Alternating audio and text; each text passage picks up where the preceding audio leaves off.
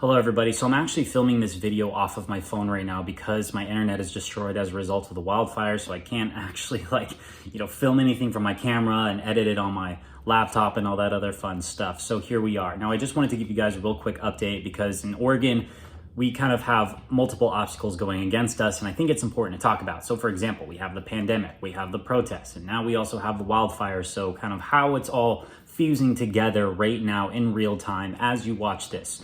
Well, right now is just some quick little facts. California have over 230,000 acres that are getting burned right now. Arizona, thousands of homes. Washington, several 100,000 acres, which is actually the equivalent of more than 12 years of fire damage combined. It's over that.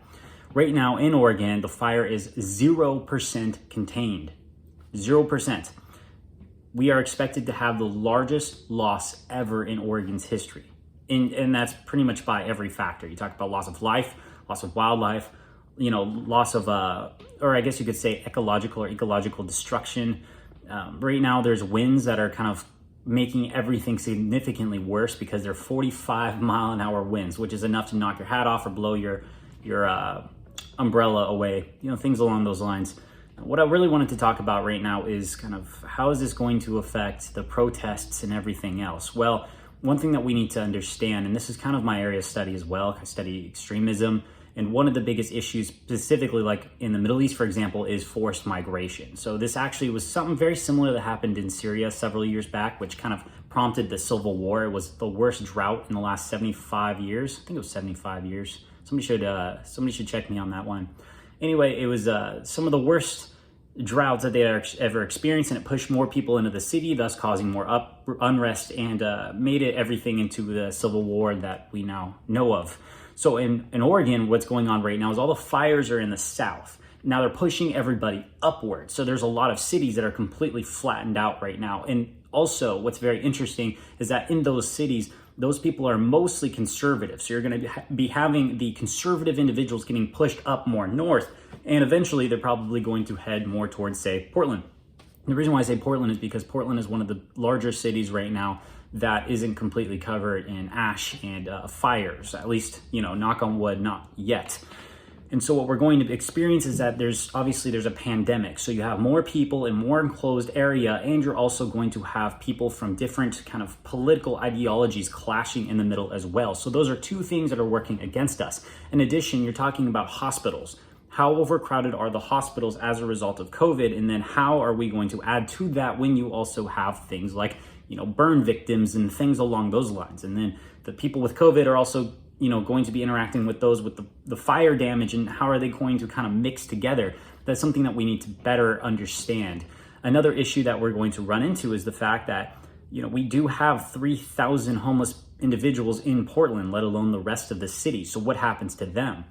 On top of that, 33% of renters in Portland, just Portland, not even including the rest of Oregon, are on the verge of losing their homes. They can't pay their bills and they're reliant on the freeze right now. So if they, say lose their homes to the fires, like in Southern Oregon, what happens to them? Well, they're forced into the streets at the same time that there are obviously the protests and the riots and everything else going on. And so that's just another factor that is feeding into everything. So these are just things to kind of keep in mind. By the way, 33% of the renters, that's 75,000 people. We already have a large homeless crisis, and that's only 3,000 people. These are just things that I want to bring up and kind of discuss. And also, when we're talking about the protests here, people are using Molotov cocktails, and the police are also using CS gas, which isn't necessarily flammable unless obviously there is a flame nearby, in which case, yes, it will catch on fire. I know some people are going to say, well, that's the essence of something being flammable. It's like, well, yeah, but it's the degree in which, or the likelihood that it actually turns into a fire is less. I guess that's what I'm trying to say here. So I don't really know kind of where we go from here, but what I can say is that when we're discussing civil unrest and discussing all the factors that go on into making a larger conflict, we have literally the perfect storm, and we have unemployment, you have joblessness, you have different political ideologies being kind of forced together when it's an already hostile environment. And so something that we really need to do, for example, was we really need housing relief. That's something that we have to have right now.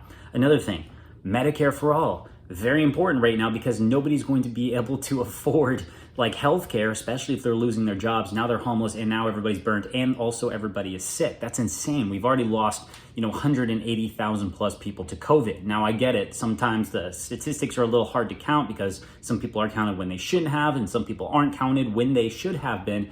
But I think you get my point, right? What we can expect is obviously everything to get significantly worse. But although I know you guys know that, the best case study that I can bring forth is literally Syria. But anyway, let me know what you guys think. I just wanted to give you guys like a real quick update. I apologize for if there's any, terrible quality. We are working off my phone as I move forward. So anyway, wish me luck. Right now, everything doesn't look too bad in Portland, but I was just in Salem earlier and everything was completely like bright red, bright orange, ash was everywhere. And so people who are already asthmatic and then also have the pandemic, now they also have to deal with the ash in the air, which I'm a pretty healthy individual and that just destroyed me. So anyway, wish us luck.